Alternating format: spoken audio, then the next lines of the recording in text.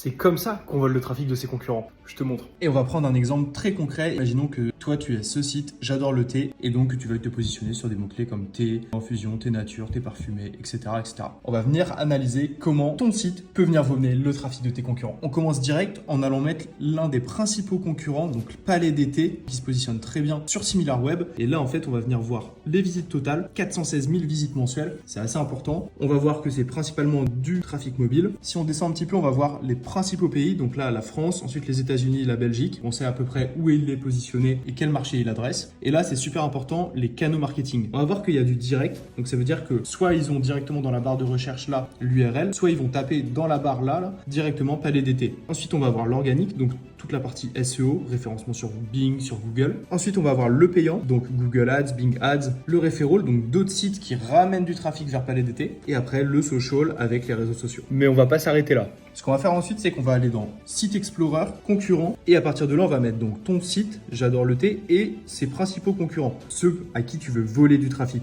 Et là, en fait, on va voir qu'il y a 1230 mots-clés manquants que au moins un site a, 97 mots-clés manquants que 2 sites ont, et un mot-clé manquant que les 3 sites ont. Toi, sur ton site, tu as 84 mots-clés exclusifs. On va aller voir ces 1230 mots-clés manquants. Et donc là, tu vas avoir déjà plein d'idées de contenu à produire pour aller concurrencer ces fameux concurrents qui sont mieux positionnés que toi. Ce que j'ai fait, c'est que je suis venu trier par volume ads pour voir les mots-clés les plus intéressants. Là, on va voir qu'il y a beaucoup de mots-clés qui sont liés directement aux marques.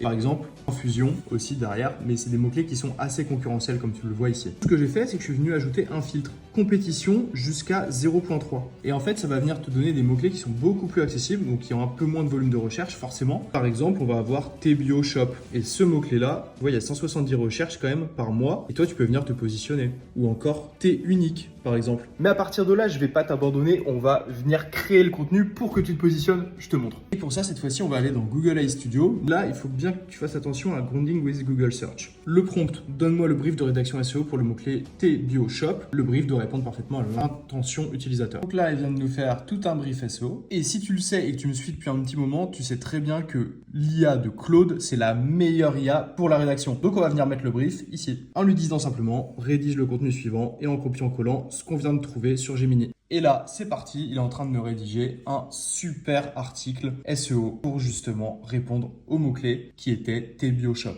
Il m'ajoute même des tableaux, des listes à puces, du contenu, des témoignages, bref, c'est vraiment trop quali. Et attends, c'est toujours pas fini parce qu'il y a une dernière astuce qu'il fallait que je te donne. Tout simplement, aller sur ce bon vieil outil, un de backlink, et mettre le mot-clé. Comme ça, tu sais d'office combien de liens tu dois avoir vers ta page et vers ton domaine au global pour te positionner. Et là, en fait, ça va te permettre de voir que, il y en a un qui se positionne